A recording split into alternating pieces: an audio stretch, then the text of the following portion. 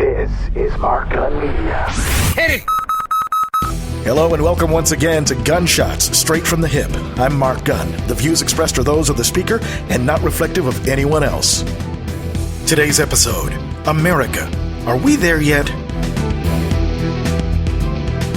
Like the rest of the country, I've been watching the events of the last few weeks unfold, with the murders of 2 unarmed black men at the hands of police, the subsequent murder of 5 Dallas police officers at the hand of a black Army veteran who'd had more than enough and decided to retaliate in kind. He wanted to kill officers, and he expressed killing white people. He expressed killing white officers. Shots fired, officer down. It's an assist officer. We got a guy with a long rifle. We don't know where the hell he's at. He expressed anger for Black Lives Matter. And just this past weekend, 3 officers killed in Baton Rouge. Oh, shot fired, officer down. Shot fired, officer down. Got a city officer down. Shot fired. Once again, I watched an American response that's become all too familiar.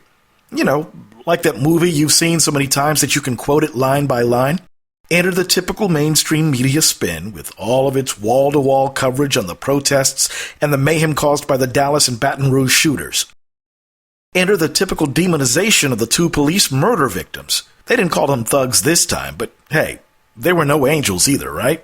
Cue the president with his fill-in-the-blank template containing the same speech he's had to give on far too many occasions. Everyone right now focus on words and actions that can unite this country rather than divide it further. We don't need inflammatory rhetoric. We don't need careless accusations thrown around to score political points or to advance an agenda. We need what we saw in Dallas this week, as a community came together to restore order and deepen unity and understanding. Cue the black pundits that you only see when things like this happen. I haven't seen that many black faces on TV since the BET Awards. Throw in all of the typical right-wing, law and order jackasses who refuse to see the ongoing problem with the relationship that police have with people of color. You know what they say. If they respected the law and do as they were told, none of this would have happened, right? Once again, pundits were quick to blame the Black Lives Matter movement because looking in the mirror is just too damned scary. Like millions of others, I feel empathy for everyone that was taken. The law enforcement officers that were simply doing their job, and the 2 black men that were, well, just being black. What pissed me off more than anything was the way the media contorted themselves every which way they could to avoid talking about the root cause of this tragedy. The fact that a black man sought vengeance against whites and white officers in particular was blown off as he's a crazed gunman or he's a psychopath. No one had the balls to dig into the why of what happened. Not a single one. By the way, as of this posting, we found that the motive behind this latest shooting was the same. Retaliation for the murders of 2 black men at the hands of police officers.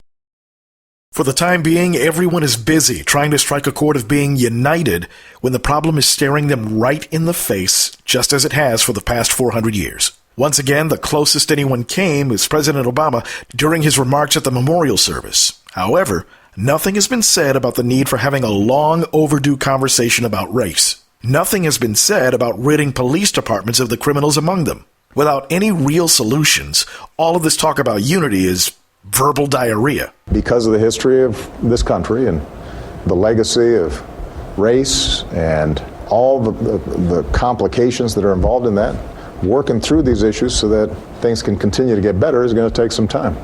Oh yeah, there was that town hall that ABC did with the president. Speaking of verbal diarrhea. You know, the brutal irony in all of this is that the Dallas Police Department was getting it right. This is a police department that's actually made significant strides in trying to enforce community policing, trying to get in touch with their communities. Over the last several years, they've decreased the number of officer-related incidents of violence. They've decreased the number of arrests. They've decreased the number of complaints of use of force. This is, by all measures throughout the country, this is a force that's trying to do things right. There's actually a greater deal of trust between the Dallas Police Department and the citizens here than there was 10 years ago.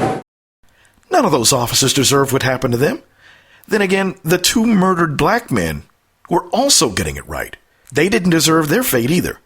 Here's the thing, and I've been saying this for years. Dallas would not be the last time that police officers are killed in such a fashion. Baton Rouge proves my point, and I began writing this episode about a week ago. Now, as long as departments across this country continue to turn a blind eye to the murderers among them, this is going to happen. I have to ask any police officer who may be listening, is that piece of crap poor excuse for an officer worth your life? That's what happened in Dallas. That's what happened in Baton Rouge. Rogue cops from other jurisdictions were responsible for 8 brave souls being murdered. Like I said, it will happen again. One of the things that really struck me was the untenable position that a black officer finds him or herself in. How many times have you heard the story of a fellow officer who just happened to be black get assaulted by a white cop? Reuters interviewed 25 African-American, either current or former cops, male officers on the NYPD. All but one of them said that when they were off duty and out of uniform, they had been victims of racial profiling by the police force that they work for. There's many of us that would give our life for anybody, and we took this oath and we meant it. The officers said this included being pulled over for no reason, having their heads slammed up against their cars, getting guns brandished in their faces, being thrown into prison vans, and experiencing stop and frisks while shopping. The majority of the officers said they'd been pulled over multiple times while driving. 5 had guns pulled on them. What do we hear the right saying over and over again?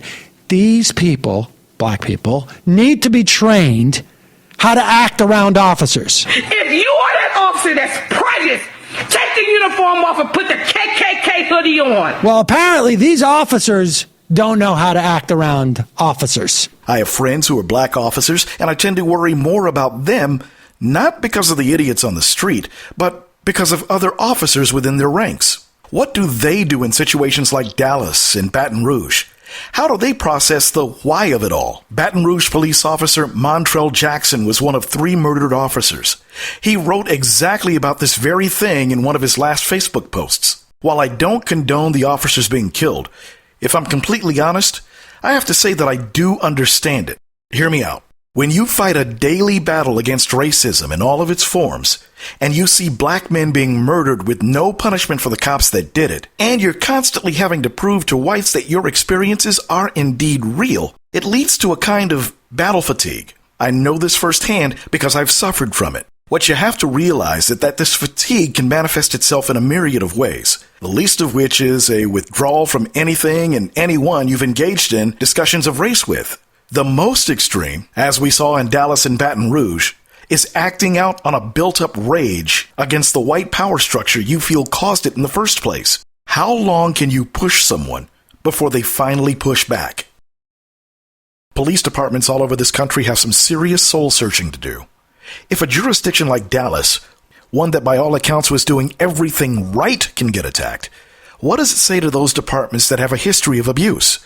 Again, I ask, is covering for bad cops with that thin blue line really worth the lives of really good officers? Communities of color also have some soul-searching to do, too.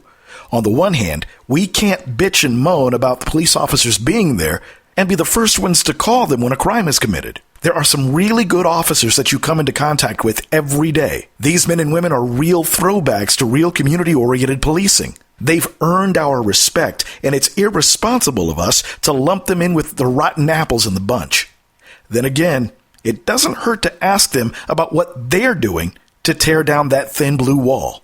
Bottom line is that Dallas and now Baton Rouge should serve as a wake-up call to an America who's been asleep for far too long when it comes to the issue of race. This is a case of a couple of black men that got tired of talking. How many more will it take before you finally start talking? Once again, you've been listening to Gunshots, Straight from the Hip.